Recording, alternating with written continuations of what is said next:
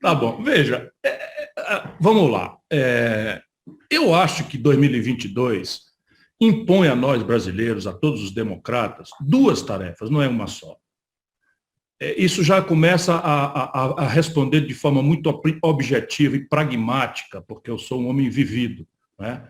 Então, são duas tarefas. Uma tarefa é banir o bolsonarismo, não é? Que é uma coisa assim de muitas camadas, mas assim ele é o intérprete ainda da camada mais resiliente, que é essa direita hidrófoba, não é? Violenta, homofóbica, misógina, não é? Entreguista, moralista de goela, bandida, enfim, assim, não falta adjetivo para qualificar aquilo que, para mim, eu não esperava testemunhar jamais, a pior tragédia que já se abateu sobre a vida brasileira. Entretanto, não é essa a única tarefa. A segunda tarefa é o que nós pretendemos colocar no lugar da terra arrasada que ele está produzindo.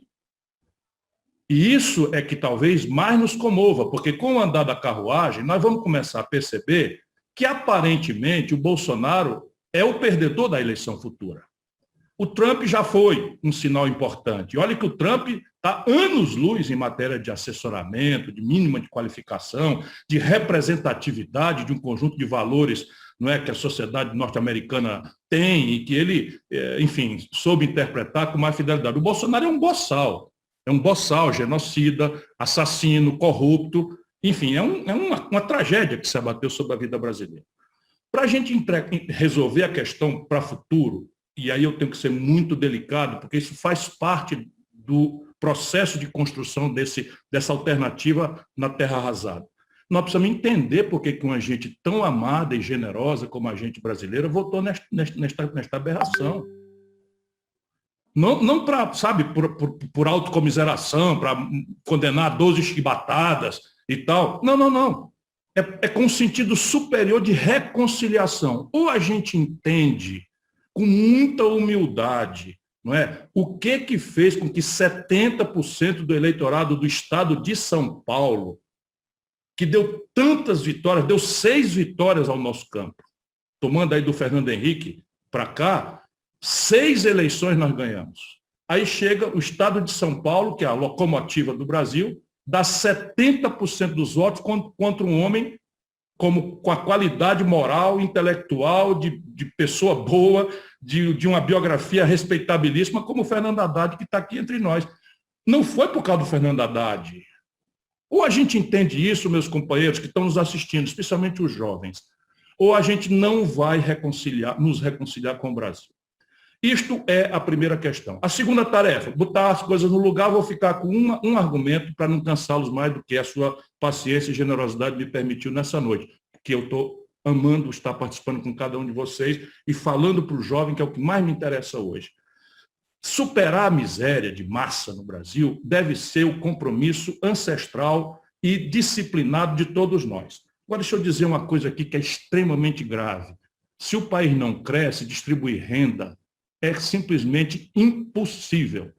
Todos os experimentos de distribuição de renda que a humanidade experimentou sem crescimento tiveram a característica média da violência. Revolução cultural na China, para ficar aqui como uma tragédia que matou muita gente. Mas muitos outros momentos da história humana, se o país não cresce, e crescer não é consequência fatalista do acaso.